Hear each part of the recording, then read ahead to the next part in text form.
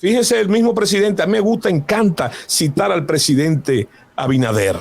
El presidente Abinader, a varios meses de su gobierno, le preguntaron, presidente, ¿cómo están las relaciones con China?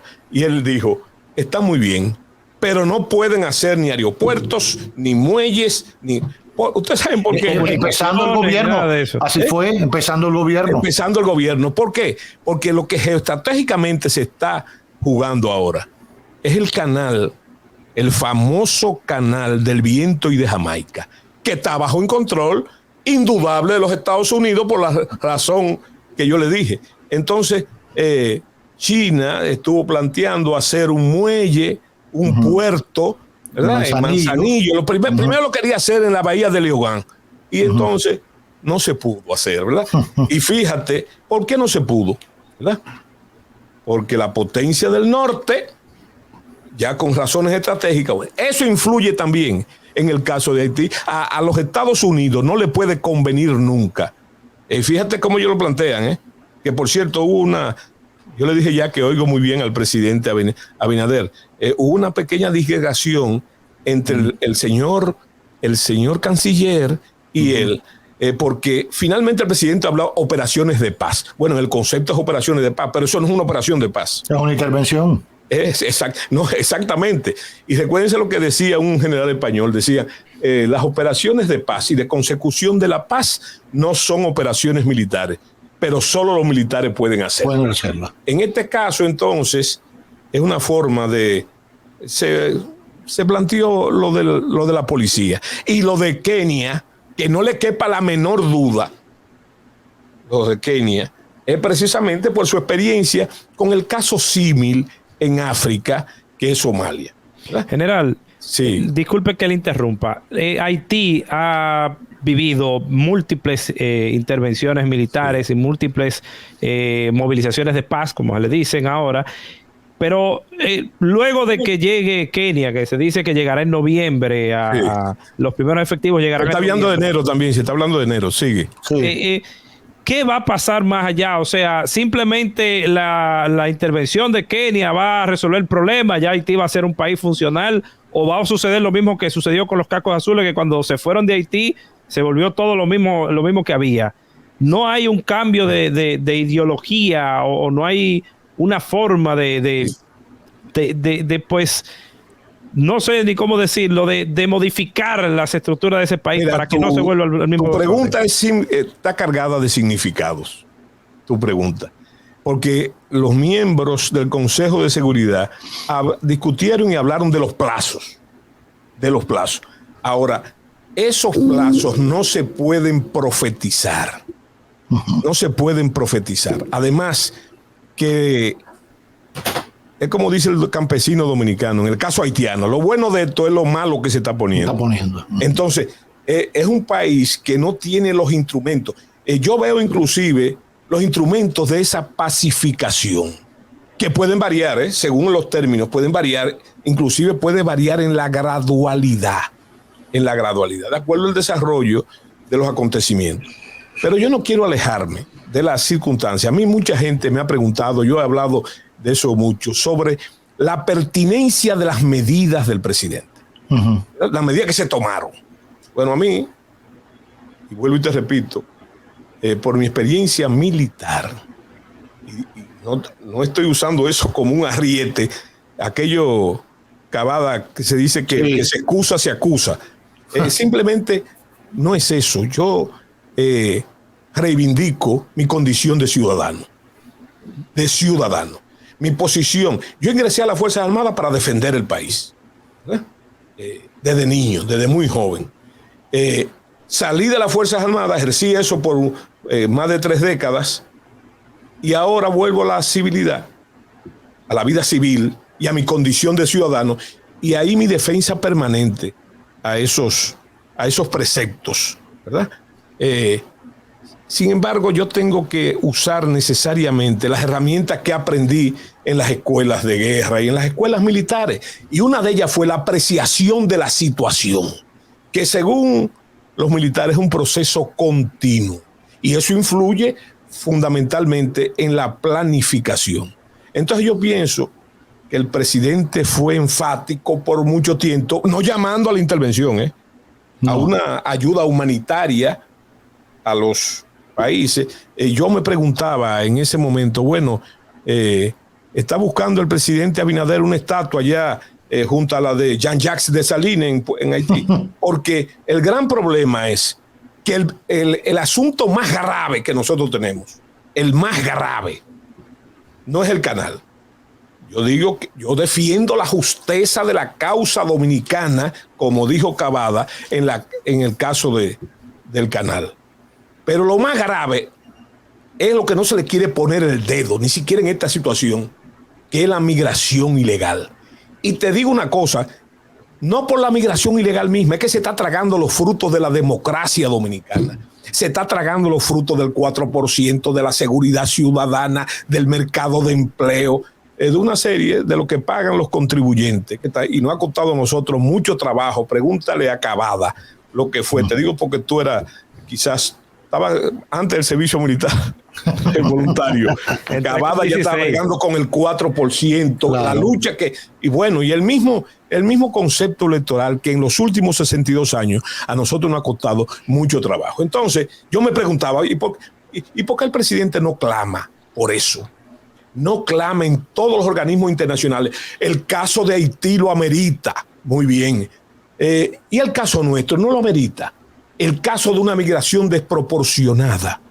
El caso agresivo de los organismos internacionales, de la misma ONU, que quiere que nosotros seamos como la Madre de Teresa, que damos más de lo que podemos dar, hasta que duela, que es el caso precisamente de esa migración, que fíjate, se habla mucho de una especie de responsabilidad compartida, pero es que nunca como ahora.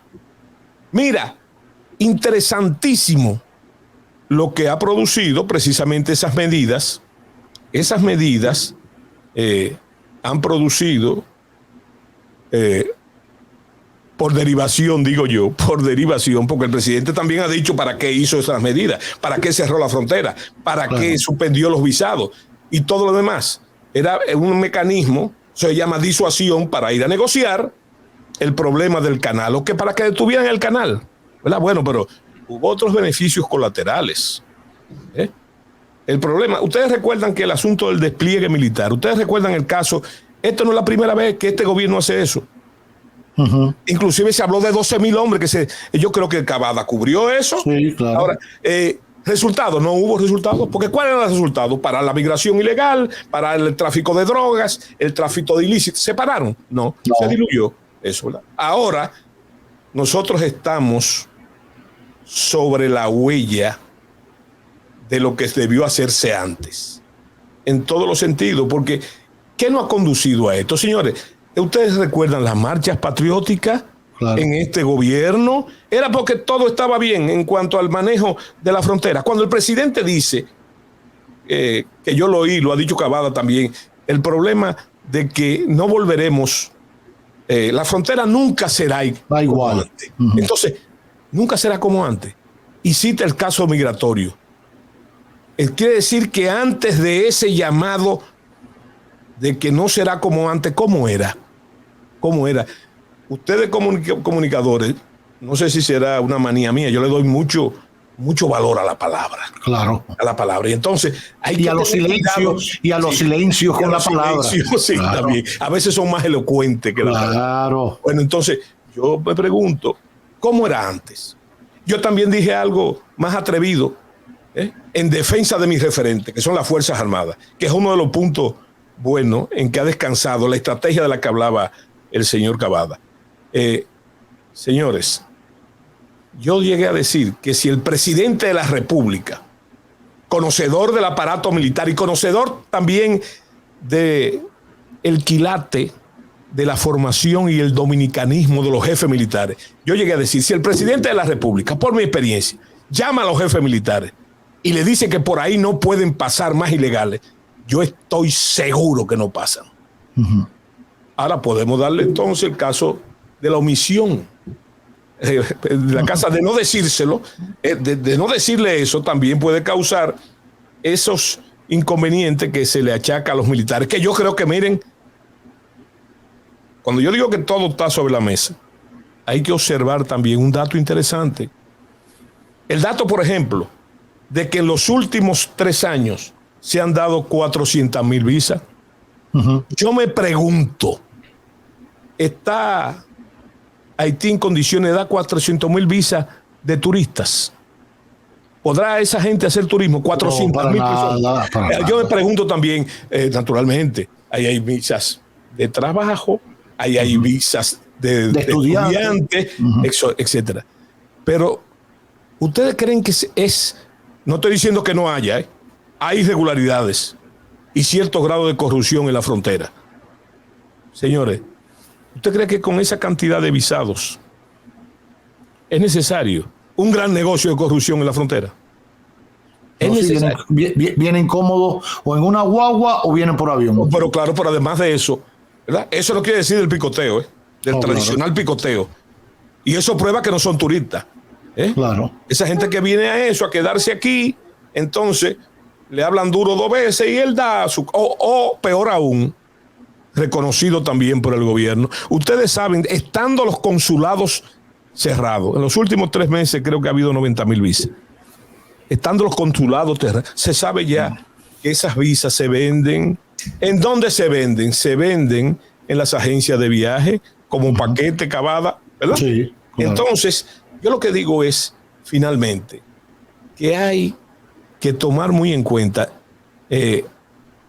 primero, defender la justeza de la causa dominicana. Exacto. Mira, a mí no me gusta usar el término de unidad nacional, que lo conoce muy bien Cavada, que se ha usado muchas veces. Muchas veces. Una cosa es eso, y por el periodo que estamos, es apoyo al gobierno, porque hay un inconveniente.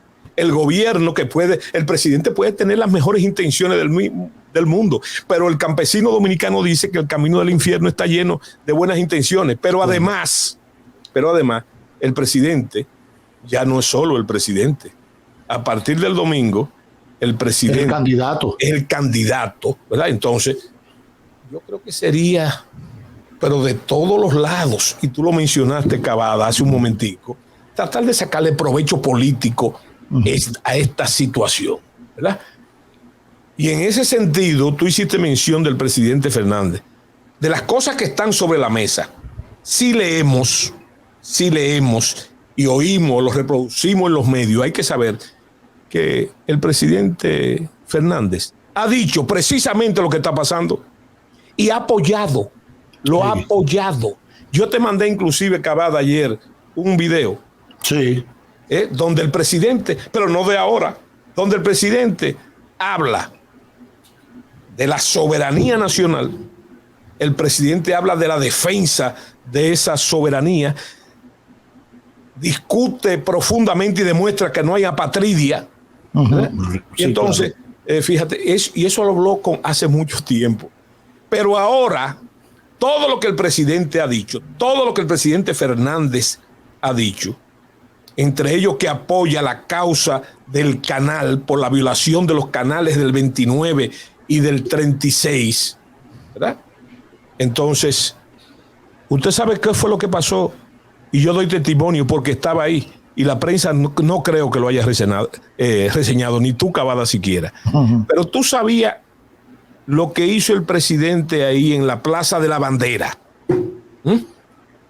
que usando una campesinada, yo dije que no solamente se llenó la plaza, sino que la plaza le quedó chiquita a la presencia, al entusiasmo de la gente de la Fuerza del Pueblo. ¿Usted sabe lo que pasó ahí? Que el presidente dijo que oigan bien, y yo le doy mucha fuerza a los símbolos, cobijado por el flamear de la bandera nacional. Una bandera bastante grande, por cierto. Sí. Él dijo que cada miembro de la Fuerza del Pueblo tenía que ser un guardián de la soberanía nacional. ¿Eso no se ha reseñado? No. Y se dijo ahí. ¿Cómo no se ha reseñado? Con premeditación y alevosía.